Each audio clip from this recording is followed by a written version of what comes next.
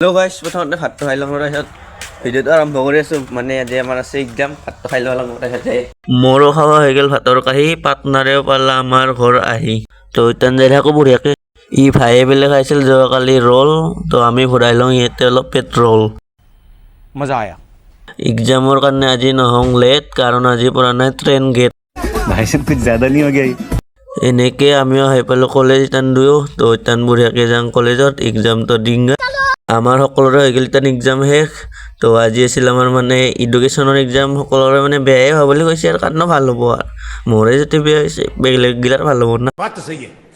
আমাৰ কলেজত মানে গাইছে এটা ৰাস্তা বনাব আৰু এতিয়া ৰাস্তাটোৰ কাৰণে পূৰা মাটি চাটি খুন্দি দিছে পূৰা পাক্কা কৰি দিব আৰু এইগিলা কাৰণে ইয়াতে ৰেল গেট পৰি কিনে হৈ গ'ল যাম আৰু ভায়ে ক'ব লাগছে হোটেলখন দে হৈ কিনে কিবা খাম এই হোটেলত পোৱা হয় গৰম গৰম গজা আৰু আমিও কৰি লওঁ ইপানে বঢ়িয়াকৈ বহি কিনে পেট পূজা দুয়ো বঢ়িয়াকৈ পেট পূজা কৰি লৈ টান যাই আছোঁ ঘৰকুলি তো যাই থাকোঁ অসমৰ বৃহত্তম নদীখনৰ নাম হ'ল মাজুলী আমিও ইটান পাই গ'লোঁ আন্ধেৰিজুলি আজিকালিৰ দিনত শুকাই নদীৰ পানী